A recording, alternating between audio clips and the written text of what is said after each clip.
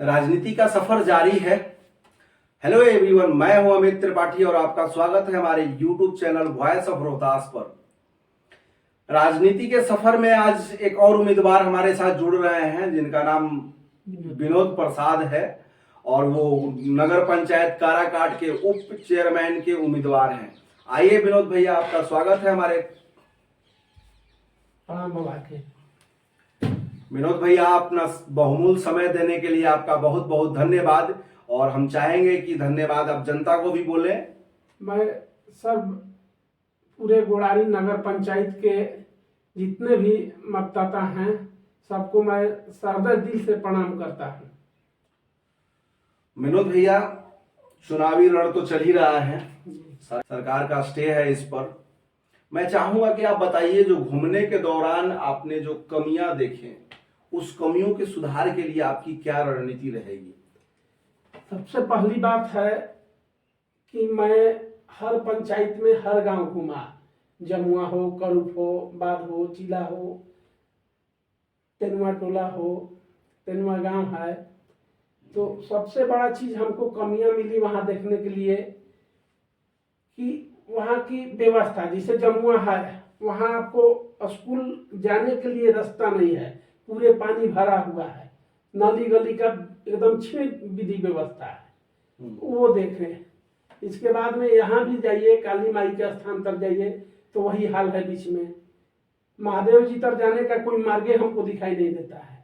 तो सबसे पहली प्राथमिकता यही रहेगी कि हम लोग अगर प्रतिनिधित्व बनते हैं, करते हैं, जीत के अगर जाते हैं तो पहले वो विधि को देखना है हमको, पहले पक्कीकरण कराना है जी, रास्ता बनाना है, रास्ता बनाना है जी। आप इसके आगे हम बढ़ते हैं विनोद भैया कि आप एक चीज नोटिस कराइए हमको कि जो स्वास्थ्य व्यवस्था है नगर में, तो चूंकि नगर बहुत बड़ा हो गया, पहले तो ग्राम पंचायत था, नगर बहुत बड़ा हो गया है, तो उस व्यवस्था में एम्बुलेंस हमारे हिसाब से 2 ही है यहाँ पर।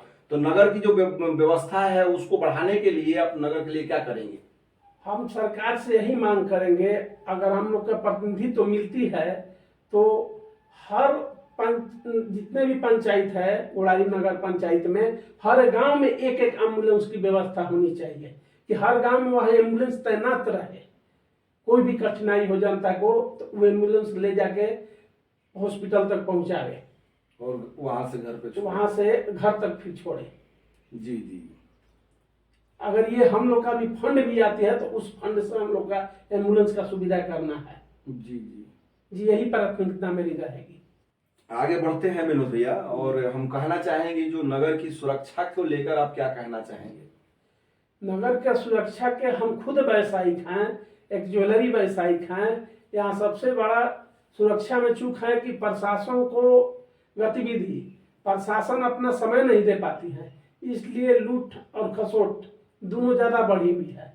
तो हम तो यही सरकार से और प्रशासन से मांग करेंगे ताकि वो अपना बहुमूल्य समय खास करके रात्रि में देवे, हर बाजार पे, हर गांव में भी, जैसे करूप बाजार है, गोड़ारी बाजार है, गांव भी है, वहां भी देखना है। इसलिए कम से कम चौकीदारों को अपने अपने गांव में तैनात रखें और स्वयं अपने से गतिविधि बढ़ाते रहें। जी, मैंने पेट्रोलिंग आप बढ़ाना चाहते हैं? पेट्रोलिंग बढ़ाना चाहते हैं। आपकी बातों को विनोद भैया सरकार बिल्कुल अमल करेगी, और खासकर हम भी चाहेंगे कि सरकार से और जिला प्रशासन से बताएं कि चौकसी रोड साइड में तो कंपलसरी है बढ़ाना, और उससे ज्यादा बेहतर होए तो सरकार हमसे ज्यादा बेहतर जानती है। आगे बढ़ते हैं विनोद भैया, और हम चाहेंगे कि जनता के लिए बताइए, और किसान भाइयों के लिए क्या कहना चाहेंगे, आपका क्या विचार होगा किसान को लेके? किसान भाइयों के लिए हम यही कहेंगे कि हम तो व्यवसायिक हैं, मेरी भी जमीन है, और जो हमारे मनीदार हैं वो कहते हैं कि भैया सबसे बड़ी मुसीबत है कि करहा वाली जो मोरी गया है उसमें साफ सफाई नहीं है। तो सबसे अंचलाधिकारी सीओ साहब से हम कहेंगे, विनती है मेरा कि वो कम से कम करहा को साफ सफाई करे और सौंदर्यीकरण पर ध्यान देवे। दूसरी बात है कि सबसे दिक्कत हो जाती है खाद की व्यवस्था। जब समय पर खाद देना है तो किसानों को खाद नहीं मिलती है, पूरे पंचायत की ये स्थिति है। खाद लेने जाते हैं, पैसा भी ज्यादा लगाना चाहते हैं, तब पर भी नहीं मिलती है। खाद आता है, बाहर से बाहर उड़ जाता है। तीसरी बात है कि मैं डीएम साहब से भी ये बात कहूंगी, रोहतास जिला से कहूंगा कि वो कम से कम स्टॉक खास करके काराकाट के बढ़ाएं। इससे कम से कम किसानों का समस्या का हल होगा। ये तो आपने बहुत महत्वपूर्ण टॉपिक पे अपना विचार रखा विनोद भैया।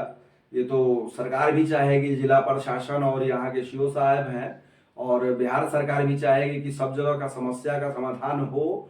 और नगर हुआ है तो इसके चलते यहाँ स्टॉक ज्यादा चाहिए, तो मैं भी चाहूंगा, आग्रह करूंगा कि सरकार इस पर ध्यान दे। भैया एक चीज और ऐड करना चाहूंगा कि जो शिक्षा का तो चल ही रहा है, तो शिक्षा के बारे में आपका क्या विचार होगा नगर के लिए? ये शिक्षा के सबसे महत्वपूर्ण चीज है। शिक्षा में यही है कि सरकार व्यवस्था कर रहा है, थोड़ा सा गार्जियन को भी ध्यान देना अपने बच्चे पे कि कम से कम समय समय पर उनको स्कूल भेजे, व्यवस्था करे। दूसरी बात रह गई है कि यहाँ सबसे अभाव है एक लाइब्रेरी का, जो कि अगर यहाँ लाइब्रेरी बन जाती है, हम यही सोचेंगे कि हम अगर उप चेयरमैन बनते हैं, चेयरमैन से मिलके, वार्ड से मिलके एक लाइब्रेरी के यहाँ व्यवस्था किया जाएगा, जो कि बच्चों का जिसके पास पैसा नहीं है किताब नहीं खरीदने का, वो लाइब्रेरी से किताब लेके पढ़ सके। यही हम सबसे इस पे फोकस डालेंगे और कहेंगे कि नहीं, ये व्यवस्था होनी चाहिए यहाँ। बहुत बढ़िया आपका सलाह है, और हम चाहेंगे कि आप नगर पंचायत काराकाट के लिए अपना व्यक्तिगत विचार बताइए, उनके विकास की ओर कैसे ले जाएंगे, और आपका चुनाव चिन्ह क्रम संख्या बताइए। मेरा नाम विनोद प्रसाद हुआ, ग्राम गुड़ारी है। मैं उप चेयरमैन का प्रत्याशी हूँ।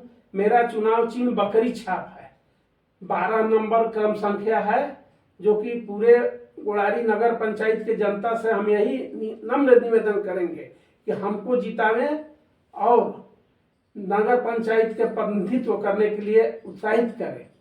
यही हम प्रार्थना करेंगे। बहुत बहुत धन्यवाद विनोद भैया, आपका समय देने के लिए। आपका समय हमारे लिए और हमारे जनता के लिए, हमारे व्यूअर्स के लिए बहुत मूल्यवान होगा।